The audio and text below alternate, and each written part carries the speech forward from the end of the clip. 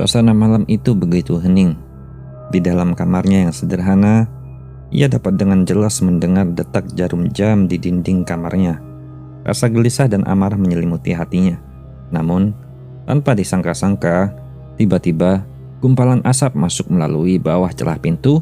Asap itu tampak berdiri tegak hingga lama-kelamaan semakin padat dan padat lagi.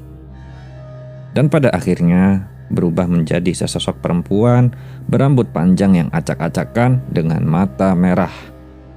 Wajah sosok hantu itu berhidung mancung dan sangat mirip dengan orang Belanda. Atika yang sedang merebah di atas ranjang pun sesegera mungkin bangkit dan berdiri di atas ranjang sambil merapatkan dirinya ke dinding. Atika tampak sangat ketakutan kala itu. Ia tak pernah membayangkan bahwa sosok yang mengganggu Sumi akan mendatanginya. Siapa kamu? Apa mau kamu? Kenapa datang ke sini? Pergi. Aku tak ada urusan denganmu. Pekik Atika sambil tangan kanannya mengibas berulang kali, sedangkan tangan kirinya berusaha menutupi matanya. Sosok perempuan itu tertawa nyaring.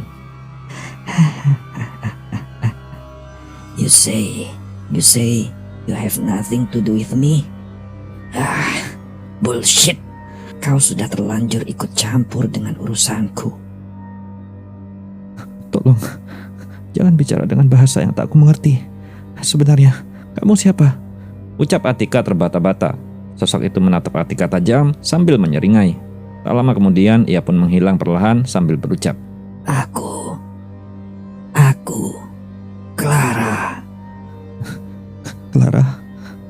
Jadi, nama kuntilanak yang bersemayam di tubuh Sumi itu bernama Clara. Gumam Atika lirih.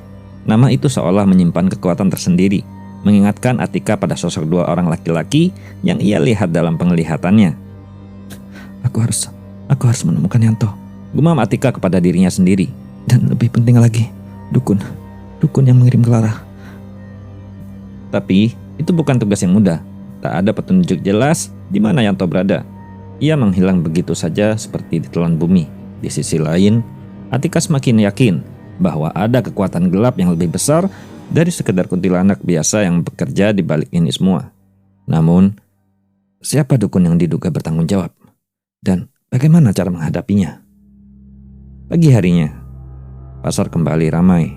Atika datang ke pasar dengan mata merah yang menandakan bahwa ia kurang istirahat karena gangguan dari sosok kuntilanak bernama Clara tersebut. Namun, bagaimanapun juga, ia tetap harus melakukan aktivitasnya seperti biasa agar bisa kembali berjualan menjajakan sayur di desanya. Setelah sekitar 2 jam Atika berkeliling pasar, ia pun segera membawa barang belanjaannya dan diletakkan di keranjang sayurnya yang ada di motor. Karena motornya terparkir di tempat yang cukup jauh, seperti biasa, ia pun membayar kuli panggul untuk membawakan barang belanjaannya ke motornya. Setelah selesai dengan segala keperluannya di pasar, bertepatan dengan suara adzan subuh berkumandang, ia pun memacu motornya untuk pulang. Saat sampai di kediamannya, ia pun menunaikan sholat subuh, lalu kemudian masak ala kadarnya untuk ia sarapan nanti. Sekitar 1 jam kemudian, ia pun sudah siap untuk menjajakan sayurannya. Ia pun segera memacu motornya, namun kali ini suasana sedikit berbeda. Orang-orang tidak hanya datang untuk berbelanja, tapi juga ingin tahu lebih banyak tentang kejadian di rumah Nenek Waroh. Beberapa mendekati Atika dengan berbagai pertanyaan dan bisik-bisik. Namun, Atika hanya tersenyum tipis, mencoba tetap tenang meskipun ia tahu perhatian yang diberikan padanya semakin besar. Mbak Atika, apa benar Sumi diguna-guna suaminya? Tanya seorang pembeli tiba-tiba. Atika terkejut dengan pertanyaan langsung itu. Saya belum tahu pasti, Bu. Tapi yang jelas ada sesuatu yang aneh dengan keadaannya. Jawabnya pelan. Pembicaraan ini seperti membuka kembali luka di hati Atika. Sumi tidak hanya menderita karena serangan gaib, tapi juga pengkhianatan suaminya, Yanto. Pikiran Atika kembali ke kejadian semalam saat ia mendapatkan kejutan dari Clara yang menampakkan diri di depannya. Sosok kuntilanak itu begitu jelas dalam ingatannya, mata merahnya yang menyala penuh kebencian seolah masih mengawasinya dari balik bayangan. Saat tengah melayani pembeli lainnya, tiba-tiba Atika merasakan sesuatu yang aneh. Udara di sekitarnya berubah menjadi lebih dingin dan lembab. Ia juga merasakan bulu kuduknya meremang. Ia terdiam sejenak, berusaha mencari sumber dari rasa tak nyaman itu. "Hei Atika!" Suara seorang pria memecah keheningan. Atika menoleh dan melihat Udin, tetangganya, sedang berjalan menghampiri. Wajahnya yang biasanya ceria tampak lebih serius kali ini. "Ada apa, Din?" tanya Atika, mencoba tersenyum meski firasat buruk menguasainya. "Kamu lihat itu? Kamu nggak lihat? Itu di pojokan sana. Ada perempuan aneh yang dari tadi ngeliatin kamu." Udin berbisik sambil menunjuk ke arah jalan kecil yang ada tak jauh dari sana. Atika menoleh dan melihat seorang perempuan berdiri di kejauhan. Rambutnya panjang dan kusut, menutupi sebagian besar wajahnya yang pucat. Meski samar, dari sela-sela rambut perempuan itu, Atika dapat melihat mata perempuan itu tidak berpaling sedikit pun dari Atika, membuatnya merinding. Meski jaraknya cukup jauh, Atika bisa merasakan tatapan dingin yang menusuk dari perempuan itu. Perlahan, perempuan itu tersenyum, sebuah senyuman yang tidak manusiawi. Jantung Atika berdegup kencang. Ia tahu siapa sosok itu. "Clara," bisiknya pelan. Tanpa berpikir panjang, Atika segera merapikan dagangannya. Perasaan tak nyaman semakin menjadi-jadi. Sosok Clara yang tiba-tiba muncul di sana membuat segalanya terasa lebih nyata, lebih menakutkan. Apa Clara sedang mengawasiku? Atau lebih dari itu, apa Clara mencoba memperingatkanku? Gumamnya. "Udin, aku harus pergi. Tolong jagain motor sama daganganku sebentar ya. Aku mau ke rumah Nenek Waroh," ucap Atika terburu-buru. Udin hanya mengangguk, tampak bingung. Atika segera berjalan cepat menuju rumah Nenek Waroh. Ia tahu bahwa ancaman Clara belum selesai dan ia harus menemukan jawabannya secepat mungkin. Namun, di sepanjang jalan, langkah kakinya terasa berat, seolah-olah ada sesuatu yang menariknya kembali. Saat tiba di depan rumah Nenek Waroh, Atika mendapati suasana yang lebih mencekam dari sebelumnya. Pintu rumah terbuka lebar dan dari dalam terdengar suara tangisan yang meraung-raung. "Nenek Waroh, Nenek Waroh," panggil Atika dari depan pintu. Tak ada jawaban. Atika memberanikan diri melangkah masuk, hatinya berdebar kencang. Di dalam, ia menemukan Nenek Waroh duduk di samping Sumi yang tampak lebih pucat dari sebelumnya. Tubuh Sumi terbaring di kasur, napasnya berat, sementara Nenek Waroh memegangi tangan putrinya dengan air mata yang mengalir. "Hantu itu kembali lagi," ujar Nenek Waroh dengan suara gemetar. Atika menelan ludah. "Kenapa lagi? Apa yang terjadi, Bu?" Nenek Waroh menatapnya dengan mata penuh harap. Semalam, Sumi mulai bicara sendiri lagi. Lalu, tiba-tiba dia seperti seolah ada yang masuk ke tubuhnya. Dia berteriak-teriak menyebut nama Clara." Mendengar itu, Atika merasa dingin menjalar ke seluruh tubuhnya. Clara tidak hanya muncul di depannya, tapi juga kembali menyerang Sumi. Ini bukan kebetulan. Sosok itu semakin nyata dan semakin kuat. "Atika, aku mohon, selamatkan anakku," tangis Nenek Waroh. Atika mengangguk tegas, meski hatinya diliputi ketakutan. Ia tahu, ia tak punya pilihan lain. Clara tidak akan berhenti sampai ia berhasil mengambil nyawa Sumi dan bayinya. Atika harus melakukan sesuatu, dan kali ini ia harus mencari sumber masalahnya, yaitu dukun itu dan juga suaminya. Malam itu, Atika tidak bisa tidur. Pikirannya dipenuhi oleh bayangan Clara dan ancaman yang semakin nyata. Clara tampaknya semakin kuat, dan ia tahu bahwa ini bukan lagi sekedar masalah gaib biasa. Dukun di balik semua ini pasti memiliki kekuatan yang besar. Tapi, siapa sebenarnya dukun itu? Bagaimana caranya melawan kekuatan sekuat itu? Di tengah malam yang sunyi, Atika duduk di kamarnya, berusaha menenangkan diri. Namun, tiba-tiba ia merasakan sesuatu yang aneh. Udara di sekitarnya berubah menjadi lebih dingin, seakan menusuk tulang. Ia mendengar suara langkah kaki di depan kamar mandinya. "Suara apa itu? Apa ada orang di depan kamar mandi?" gumamnya. Dengan hati-hati, Atika bangkit dan melangkah menuju kamar mandi. Meskipun ia merasa takut, namun ia mencoba untuk memberanikan diri. Dapat ia rasakan jantungnya yang berdegup kencang, diiringi dengan deru napas yang memburu. Saat ia membuka pintu, udara dingin menerpa wajahnya. Lampu redup di kamar mandi berkedip-kedip, menciptakan bayangan-bayangan yang bergerak di dinding. Dan tiba-tiba dari belakangnya ada sesuatu yang menarik rambutnya dengan keras. Astaga! Atika berteriak sambil memegangi kepalanya. Rasa sakit menusuk di kulit kepalanya saat rambutnya dijambak oleh kekuatan tak terlihat.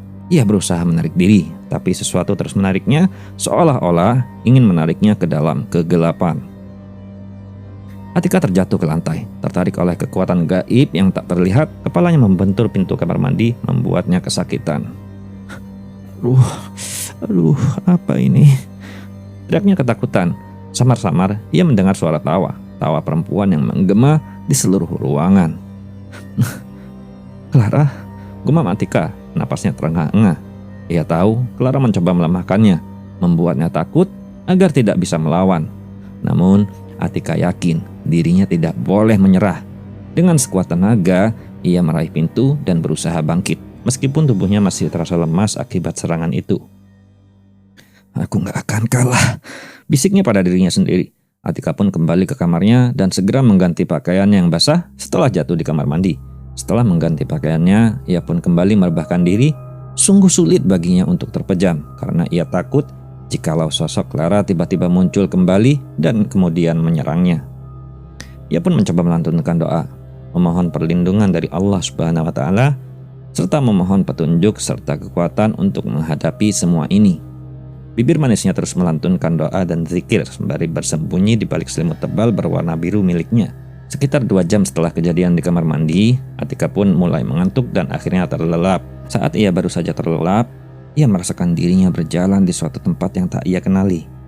Tempat itu begitu sepi, di kanan dan kirinya banyak ditumbuhi pepohonan yang besar dan menjulang tinggi. Tak ada rumah dan tak ada satupun orang yang ia temui kala itu. Ia pun meneruskan langkahnya, menyusuri jalan, mengikuti instingnya.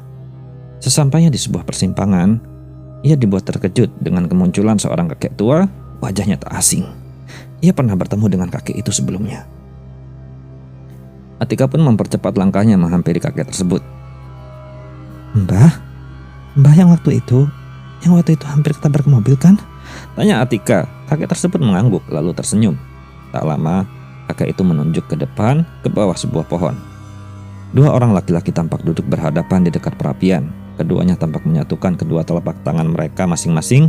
Entah apa yang sebenarnya mereka lakukan. Atika dan kakek tua itu menghampiri kedua orang itu.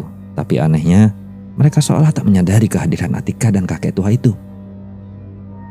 Dia Waluyo yang mengirimkan kuntilanak itu pada Sumi. Sedangkan yang muda itu, dia suami Sumi. Sekarang, lakukan tugasmu. Mbak yakin kamu pasti bisa, ucap kakek itu. Atika pun menoleh ke sampingnya, namun tiba-tiba kakek itu sudah menghilang. Begitupun juga dengan kedua orang serta perapian di depannya. Atika pun terbangun. Diliriknya jam di dinding, ternyata sudah jam setengah 12 malam. Atika duduk termenung di atas ranjangnya, memikirkan mimpi yang baru saja ia alami. Apa benar dukun itu bernama Waluyo? Kalau benar dia dukun itu, semoga aku bisa melawannya, gumamnya dengan tekad yang besar. Atika tahu bahwa pertarungan sesungguhnya baru saja dimulai, dan untuk menyelamatkan Sumi, ia harus mengalahkan Clara dan dukun yang mengirimnya sebelum semuanya terlambat. Pagi yang dingin menyambut Atika saat dia terbangun dengan tubuh lemas dan kepala yang masih terasa berdenyut akibat perjalanan astral semalam. Namun semangatnya tidak padam. Kekuatan baru muncul dalam dirinya, seolah memberitahu bahwa ini adalah saatnya. Untuk menyelesaikan segalanya, Clara tidak bisa dibiarkan terus menguasai tubuh Sumi. Dan Mbah Waluyo, dukun yang bertanggung jawab atas semua ini, harus dihentikan. Setelah merapikan dagangannya di pasar pagi itu, Atika segera bergegas menuju rumah Nenek Waroh. Sumi masih tampak lemah, duduk dengan mata sayu di ruang tamu. Sesekali matanya tampak memerah, tanda bahwa Clara masih menguasainya. Atika, kamu datang, Dok. Suara Nenek Waroh terdengar serak, penuh harap. Aku sudah gak tahu lagi harus gimana. Atika mengangguk, mengusap punggung Nenek Waroh dengan lembut. Bu, ini sudah semakin parah. Clara semakin kuat, dan kita harus menghentikannya sebelum dia benar-benar mengambil nyawa Sumi dan bayinya. Aku gak tahu harus gimana, sahut Nenek Waroh, air mata menetes di pipinya. Atika, tolong aku. Sumi mengangkat wajahnya perlahan, memohon dengan suara lirih. Aku gak bisa bertahan lagi. Atika menarik napas panjang. Aku bakalan mencoba yang terbaik, Sum. Tapi aku harus mencari dukun itu. Dia satu-satunya yang bisa menghentikan Clara. Nenek Orah mengangguk setuju. Meski tak tahu pasti di mana Mbah Waluyo berada, Atika yakin bahwa nanti dia dapat menemukannya. Kekuatan besar dalam dirinya membuat ia berani untuk mencari dan menemui Mbah Waluyo seorang diri. Atika menaiki motornya dan memutuskan untuk bertanya pada penduduk setempat yang mungkin mengenal dukun tersebut. Setelah berkeliling dan bertanya-tanya, Atika akhirnya mendapatkan petunjuk bahwa Waluyo tinggal di sebuah desa terpencil di ujung kabupaten. Jauh dari hiruk-pikuk kota, dia tidak membuang waktu dan segera menuju ke sana. Di sepanjang perjalanan, Atika merasakan ada energi aneh yang semakin kuat, membuat bulu kuduknya meremang. Oh, Mbah Waluyo? Dukun yang kamu cari itu bukan sembarangan orang. Ujar seorang warga yang kebetulan ia temui di perjalanan. Dia terkenal dengan ilmu hitamnya. Banyak yang datang ke dia untuk tujuan buruk, seperti nyantet orang lain. Itu. Atika mengangguk. Iya Pak, saya tahu. Terima kasih ya atas informasinya. Dengan berbekal petunjuk dari banyak orang, ia pun sampai di kediaman Mbah Waluyo. Ketika ia tiba di rumah Mbah Waluyo, suasananya begitu sunyi. Rumah tua itu terlihat seperti sudah lama ditinggalkan, namun Atika merasakan ada sesuatu yang bersembunyi di balik dinding kusam itu. Dengan hati-hati, ia mengetuk pintu. Pintu itu terbuka dengan sendirinya, memperlihatkan seorang pria bertubuh kecil, berkulit keriput dan sorot matanya yang tajam. Tatapan matanya langsung menusuk ke arah Atika, seolah-olah dia tahu siapa yang datang menghampirinya. Aku sudah menunggumu. Suara Mbah Waluyo serak dan dingin. Kamu datang untuk menantangku, ya? Atika mengepalkan tangannya. Aku datang untuk menyelamatkan Sumi dari Clara dan menghentikan ulahmu. Mbah Waluyo terkekeh pelan. Clara hanya alat. Jika kamu bisa menghentikannya, itu artinya kamu sudah setengah jalan. Tapi tentu saja aku gak akan membiarkan itu terjadi. Dengan cepat, Mbah Waluyo melangkah ke arah sudut ruangan, mengambil benda kecil dari meja kayu. Itu sebuah boneka yang sudah usang dan kotor. Atika merasa ada energi jahat yang terpancar dari benda tersebut. Sebelum dia sempat bereaksi, Mbah Waluyo sudah melontarkan mantra dengan cepat. Tiba-tiba, tubuh Atika terasa berat, seolah-olah ada sesuatu yang menariknya ke tanah. Kakinya gemetar dan pandangannya mulai kabur. Namun, dia berusaha tetap berdiri.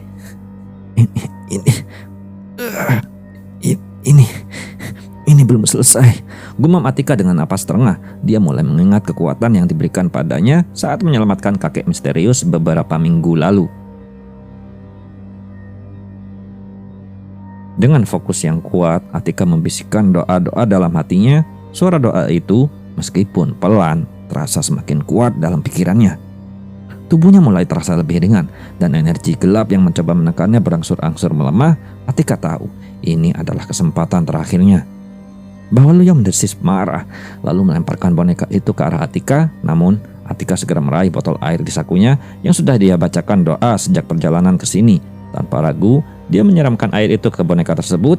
Boneka itu bergetar, kemudian jatuh ke lantai dengan suara berderak, seperti suara kayu yang patah. Aku gak akan membiarkanmu mengalahkanku, bocah. Mbah Waluyo berteriak, lalu mengangkat tangannya, mengucapkan mantra lebih kuat yang lebih panjang dari sebelumnya. Sosok Clara pun muncul, lalu berubah menjadi gumpalan asap yang melesat menyerang dirinya.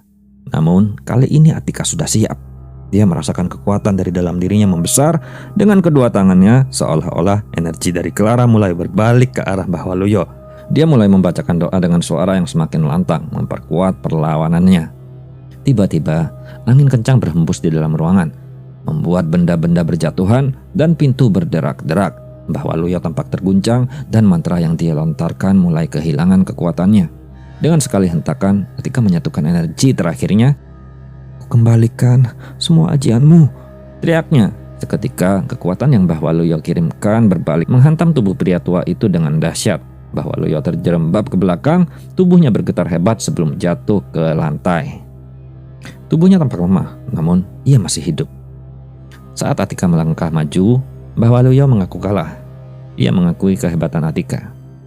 Di mana orang yang sudah nyuruh kamu ngirim Clara ke tubuh Sumi? Tanya Atika dengan suara lantang. Bahwa Luya menggeleng pelan, ia tampak terbatuk-batuk sebelum akhirnya menjawab.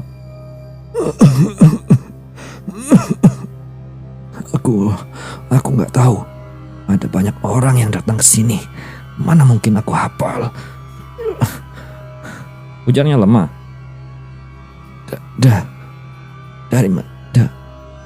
Dari mana kamu dapat kekuatan itu?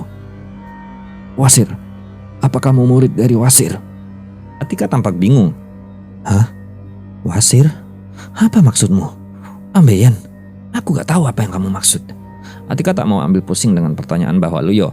Ia melangkah keluar meninggalkan rumah Mbah Waluyo. Atika melangkah sambil terengah-engah, masih merasakan denyut energi di sekujur tubuhnya. Mbah Waluyo telah dikalahkan.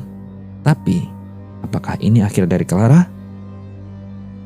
Beberapa jam kemudian, sesampainya di rumah Nenek Waro, Atika merasakan suasana yang jauh lebih tenang. Sumi tampak duduk dengan lebih tenang, napasnya stabil, dan wajahnya tak lagi menunjukkan tanda-tanda kehadiran Clara. Atika, kamu berhasil. Ucap Nenek Waro dengan air mata bahagia. Sumi, dia terlihat lebih baik. Sumi membuka matanya dan tersenyum lemah. Terima kasih Atika. Aku merasa bebas. Clara sudah gak ada. Namun, meskipun semua tampak baik-baik saja, Atika merasakan ada sesuatu yang belum selesai. Clara memang sudah hilang dari tubuh Sumi. Tapi, di sudut pikirannya, dia tahu bahwa entitas itu tidak sepenuhnya pergi. Ada sesuatu yang masih mengintai, menunggu waktu yang tepat untuk muncul kembali. Tetapi, untuk saat ini, Atika bisa beristirahat. Pertarungan melawan Mbah Waluyo telah selesai, dan Sumi serta bayinya selamat. Atika tahu bahwa ini bukan akhir dari semua teror. Namun, untuk kali ini, dia bisa merasa lega. Terima kasih Atika, ujar Sumi, suaranya penuh kehangatan. Karena kamu, aku dan bayiku selamat. Atika tersenyum lemah. Ya, aku harap ini sudah selesai, dan semoga gak terulang lagi. Dan dengan itu, hari yang panjang pun berakhir. Namun, dalam hati, Atika tahu bahwa jalan yang harus ditempuhnya sebagai penyembuh baru dimulai. Dan satu hal yang masih menghantui pikirannya, yaitu di mana keberadaan suami Sumi yang biadab itu, serta kemana Clara saat ini.